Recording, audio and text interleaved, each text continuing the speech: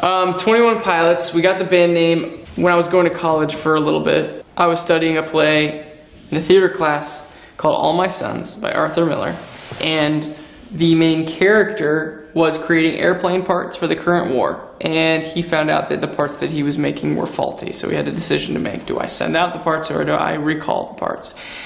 Because of a financial crisis, he decided to send out the parts as is. And because he did that, 21 pilots died. The way I learned from that story, and we can apply that concept as individuals and as a band, is we're constantly faced with a decision to make. Do we send the parts out? Do we recall the parts? What's the right thing to do, the wrong thing to do? This idea of morality and trying to wrestle it and understand it and try to figure out this thing that's inside of us telling us what's right and what's wrong.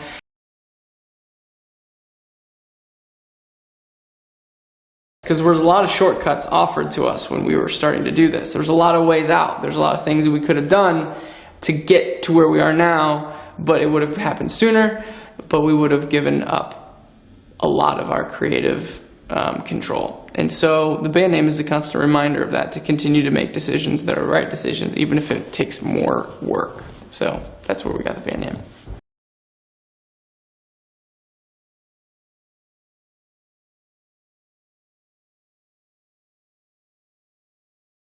It feels great, right, Josh?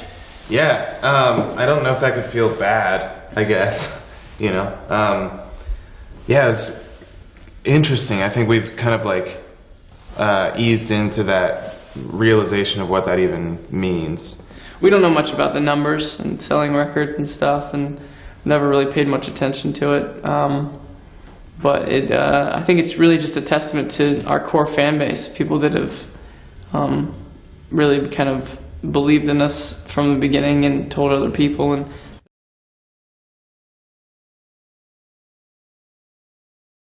tour sometimes can begin to feel like a blur just because it's every day. But so far, our schedule's been crazy already, and we haven't even been on tour. So I imagine it being pretty crazy. But that's what Josh and I, when we, even the night we first hung out, we talked about doing this. This is what we want to do. And so not a day goes by that we don't appreciate that this is what our lives are now.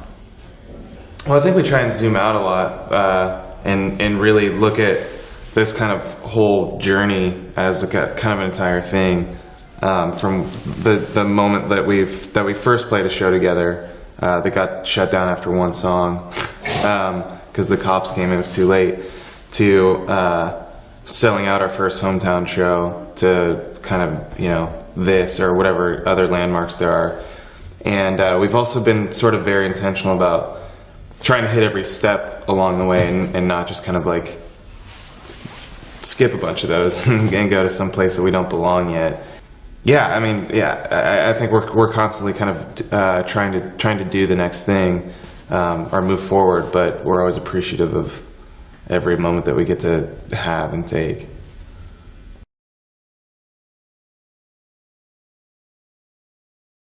It was kind of this last minute thing. I needed Josh to help me out with, playing. Can you play? And there's some details, but basically, in order for him to play, he had to quit his job. So he quit his job just to play one show, which I thought was really punk rock. We traveled a few hours to the show, and we started playing. It was in the backyard on a college campus. And first song in, the cops came to the back and shut the whole thing down. And I guess there was either a sound ordinance or I don't know, something to do with drugs and alcohol and stuff like that. But leading up to it, we had to be super on guard too, because I was kind of fist fight with a kid who was trying to pee on my drums. Everyone's drunk. It's like a fraternity college, in the States. Like everyone's just drunk, and so this kid's trying to pee on my drums, and he tries to pee on our merch that we have set up in the backyard too. Yeah, that basically sums up what it's like to be a local band. It's constantly trying to make sure people don't pee on your gear. That's all it is.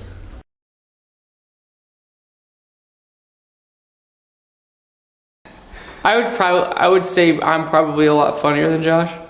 Like a lot funnier. I mean, wouldn't you agree? I agree. I don't like I jokes. like you, man, but I don't you're like crazy. humor. Yeah. I don't like humor or jokes. No. Or anything funny. Yes. But he loves it, though.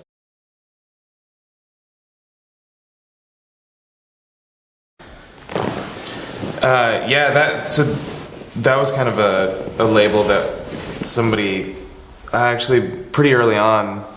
There was a writer who did an article on us and from our hometown, and we really like that because people ask us all the time, what kind of music are you, and we have no idea even how to respond. Yeah, we don't know how to say it. So that's kind of like a go-to, and it really is. I guess it is kind of a bit of a confusion a little bit. There's just so much music in the world. Mm-hmm. There's so many different kinds, and there's so much of it that we love, and it's hard to just choose one genre to stick to or play.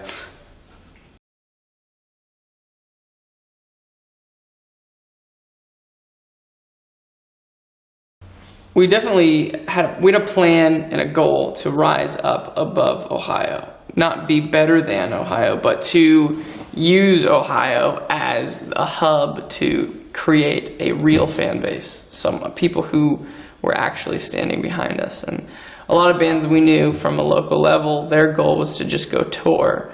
But when you're a local band, I mean, you can't. No one knows who you are anywhere else. So, but they thought that they work all summer long and then they go on tour and spend all of their money on tour and come back with nothing. I mean, that's a lot of bands' idea of trying to do it.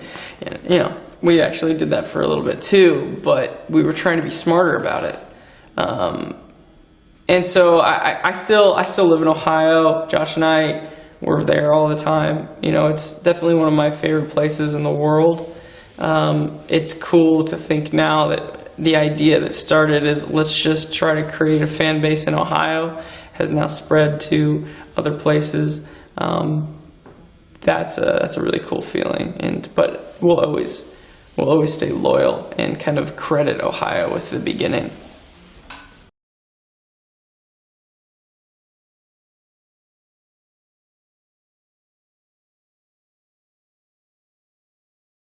There are different producers that have different strong suits, and it was just, I think the idea was interesting for us to try something a little bit different. They each contributed something a little bit different, so it worked. But I think it ended up cool. We built some cool relationships with some of these guys. And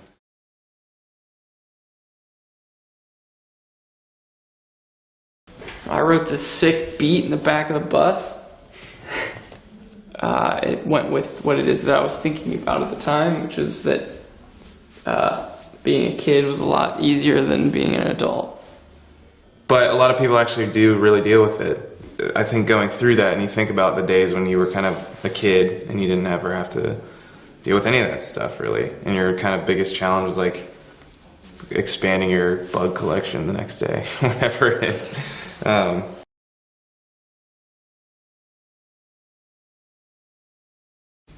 She is my wife, actually, whom I love very much, and I think that song, "Tear My Heart," is our first attempt at a love song.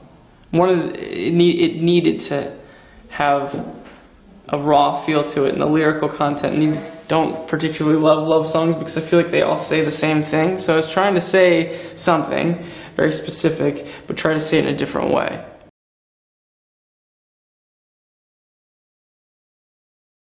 It's actually one of my favorites to play live right now. A lot of people think that I'm singing about Josh in that song, and he definitely doesn't mind. Between me and you, it's not really about Josh.